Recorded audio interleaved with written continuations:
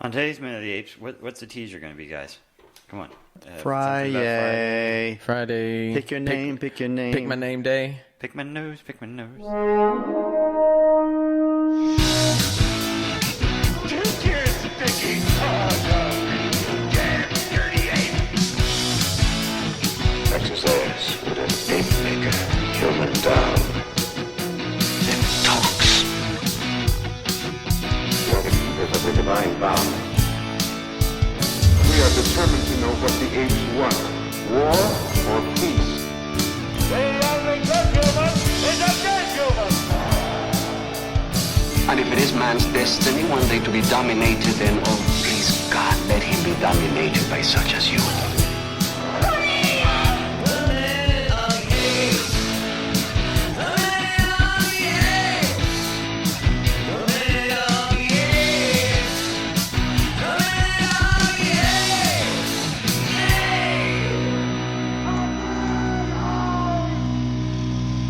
Hello and welcome to Minute of the Apes, the daily podcast where we break down every minute of the Planet of the Apes movies, 1 minute at a time. I'm Todd. I'm Sean. That's Richard. Sorry, Are you Richard? I was replaying the first couple seconds. I forgot how annoyed his assistant from outside is. She's like, I liked that it went from I'm Todd, I'm Sean, and all we heard was giggles. Friday. All right, we are here with Minute 35. It's a Friday. Let's move along. What do we got happening, Sean? All right, we start Minute 35 with McDonald saying that it just makes them worse and ends with Caesar beginning to pick his name. All right, let's take a listen to Minute 35 of Conquest of the Planet of the Apes. Just makes them worse. Some of them couldn't be worse. I've been having a comprehensive list compiled. Mr. Governor, Yes, what is it you want? it's time for your meeting with the Defense Council. Tell them I'll be along in a moment. Defense counsel? Yes, I'll tell you all about it later. Has this anything to do with the list you just mentioned? You'll be given full details, Mr. McDonald. Meanwhile, we're going to set a good example and recondition this little fellow ourselves. Say, we haven't named him yet, have we? No, Mr. Brigg. Well, I'm going to have to revive a charming tradition established in her lifetime by my dear wife and let you name yourself.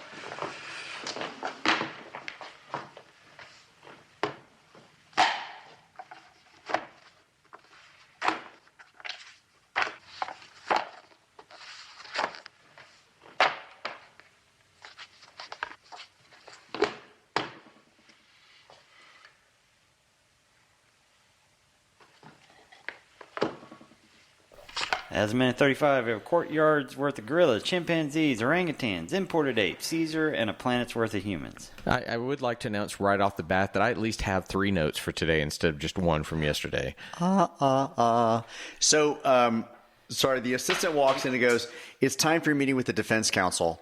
And she is so annoyed. But everybody in this world is. She is really unhappy. You know who she looks like? She looks like the actress who played Sue Storm in the last Fantastic Four movie, who is also... Jessica Alba? No. In in the last Fantastic Four movie, I never saw that one. Who was also in the show that was on Netflix. Yeah, why are we blanking on everything? Kate Mara. Yes. Oh my God, she is so. I win. She is so Kate Mara, and she's so mad at Breck for walking and having to give House her that. of Cards. That's the other one. House of Cards. Man, she is mad. That cracked me. Sorry, at the top of the minute when they introduced the show and I started giggling, it's because she walks in. It's time for your Defense Council meeting, sir. And it's her. And she's ready for her break. She wants to go outside for a smoke. She does not like these people. She does not want to be here. By the way, I have to throw out, does everyone know how rich Kate Mara it really is? How rich? Rich. Her family is. No. Her family is 2 families together. One owns the New York Giants football team. The other one owns the Pittsburgh Steelers. They are a football dynasty. She and her sister Rooney Mara, who's engaged to Joaquin Phoenix, they come from like money. Wow. So anytime I ever see, and she's a good actor. They're both good actresses. No, she's a great actor. But when I see that, I always think, did you get an unfair break because you got all that pull and all that kind of thing? Maybe she didn't. She's a great actress. No, she's a great. Yeah. But it is funny. You're right. She does have that about her. Kind of like Julie Dreyfus, who she's got money that's not from Seinfeld. She's already like a billionaire or half a billionaire. Or whatever. Oh, she's amazing on Veep, man. I've never watched Veep, and it's just because I got to go back to the first of it. That whole I love show Tony is super Hale. smart. I love him, so I need to go watch it. No, it's really, you should watch Veep. It's a little frantic, Like Chris started watching it, and I would kind of catch it in the background. I ended up kind of eventually becoming invested in it, but it's one of those like zinger, zinger, zinger, zinger, zinger, zinger, zinger, zinger, and you're like, I can't keep up. Well, I'll get around to that. You're all eventually. terrible people. Anyway, so speaking of terrible people, yes. Yeah. Back on the Apes. So we're talking about reconditioning. We get interrupted by the assistant who comes in and says, "Time for you to," and he kind of like smacks her down. I'll be along in a minute. And then McDonald says, "Defense counsel," and Breck says, "I'll tell you about it later." Why is that even relevant? There's some business that is happening that doesn't really. This dialogue doesn't really make any sense. Right. He says, McDonald says, it has anything to do with what you just mentioned. Breck says, you'll be given full details. And then he turns to Caesar and says, we're going to set a good example and recondition you ourselves. This little fellow ourselves. Yay. I mean, there's nothing. I mean, the only thing out of this that really struck me, this is the moment with the comprehensive list comment. And it's that I don't understand either. I don't either, but at least I thought, ooh, well, that's a very ominous thing to say if I knew what it meant. Think of it this way. I'm making a comprehensive list of apes. That'd be similar to me making a comprehensive list of dogs I don't like. You need to define more what that comprehension is. So they tried to set it up with Mrs. Riley and the assistant outside, or the member of his party outside, talking about his political aspirations. Mm-hmm. It's not been brought up anywhere else. And even Dane's dialogue is very much. Remember, we kind of lambasted that whole thing about. What was it, mining, and they're sitting those two conversations between the two executives at the restaurant, mm-hmm. and it made no sense whatsoever in terms of where this future is. Even the dialogue Dane has written between these characters could have just been like, there's nothing happening. Right. I don't know what any of this means. I have no sense of why Breck is important, why McDonald is following what he does, what their relationship is outside of one is the assistant to the other and one is a bleeding heart. And this just does not help. He says, Breck now says we're going to recondition this little fellow ourselves. Okay, what does that mean? What does reconditioning mean? And there's no escalation of that. Reconditioning yourself, could that mean that they're just putting them back through that program that we've seen in the mall where they're doing all this shit again? Or could, sir, are you asking us to recondition? And then he goes, yes, torture, duh. He could say something that takes it to another level, but it doesn't define it. It doesn't change anything. It is just once again, let's call for, if the next 10 minutes or another cycle through the washing your hands shit that we've seen before, I quit. Yeah, quit. So, and at least escape when we had the bumbling morons with the tapes and all that. There was still at least, the commission said something, you had recordings of this, there was that level of understanding that all this was going on at once. This is almost like they don't understand their own world in which they're living and talking about the same type thing. We have a moment here where he says, we're going to recondition this little fellow ourselves. And Breck says, we haven't named him yet. And McDonald goes, no, Mr. Breck. And he goes like, I'm going to revive a charming tradition inaugurated by my dear wife, right? So, okay. Is this how they named their children? His dear wife. Is his wife passed? Yeah, that's true. What is this charming tradition? Now, I want to know, and I actually maybe need some background in this. Was there a convention for renaming slaves and giving them a family name? Could be. Is there some relation to naming him that's relevant? Because I would imagine in a slave scenario, you wouldn't want to give them a name. They should remain nameless. I know that when slaves were freed, that they chose their own names. And right. That's why you had a whole lot of Jacksons and Jeffersons, because they were actually choosing their slave owners' last names. Right. But I don't know if the slave owners gave them last names, because at that point, I think that would get into a thing of, well, am I part of this family now? If you're naming me as part of the family, that changes our relationship from master and servant to family member. And I know that we're not in Monday, so I know the relevance of where they're going with this, but I don't understand why it is a treat to give this chimp a name and why Breck is so joyful at doing this. There's so much inconsistencies in this. Apes can't make up a bed. Apes can't make a glass of water. But we haven't seen them do it yet. But they're going to be able to choose their own name. But he's not necessarily saying that. Well, I guess he is because he views him as stupid now. But there's not even the thing. If I'm trying to teach you, you've never seen this concept before. I'm going to almost I'm going to flip the pages and I'm going to take your finger and I'm going to point and say choose and hope that you get flip pages point.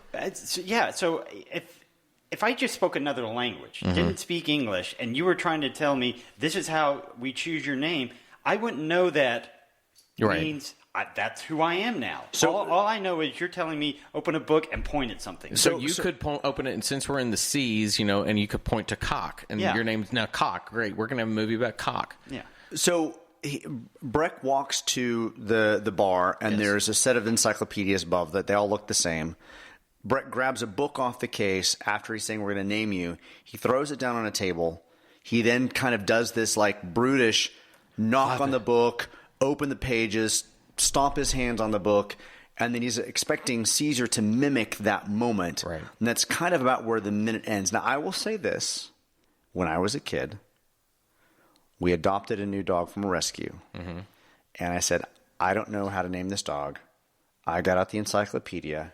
And I opened it, and I let my finger drop on a page, and the dog's name was Frisbee. I like that. But you did it. You didn't go to the dog and say, put your paw on it. Figure out your name, dog. So I don't know this but I don't know why Breck is making this tradition of naming Caesar. I needed some more background in terms of what it means to name him.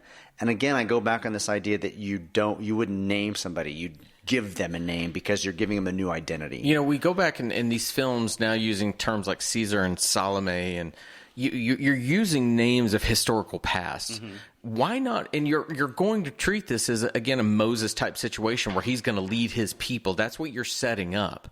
Why not make it almost like a Pontius Pilate to Jesus condescending type thing and say, oh, look at the smart ape. You're the smart Caesar one. You're there. The Caesar. He should name him, and Caesar should take it like, yeah, motherfucker, I am Caesar. He knows. Maybe Armando's taught him these things. This is a waste of a moment when it's just, now, if we had seen in the moments previous that maybe he loved the character, maybe he's talking to Armando, he said, I loved it when you would tell me the stories of Caesar and what they did. I love it. And now he fucking chooses it. That wouldn't mean something. This is arbitrary. Right. Particularly because he's already been called Caesar in prior minutes. Right.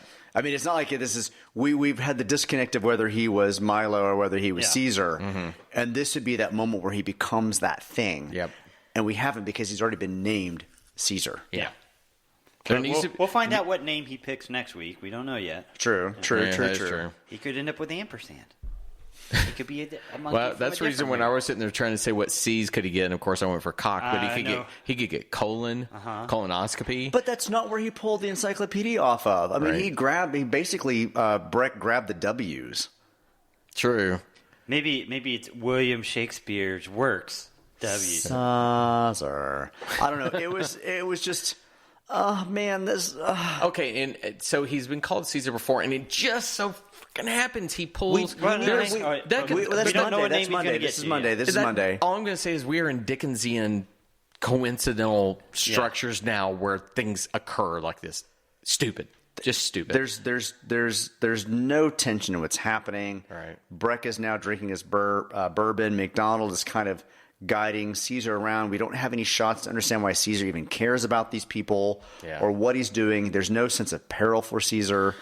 My head hurts. The conversation makes no sense in terms of Breck's aspirations or why he's afraid of apes or why we need a smart one or why we're even going to name him.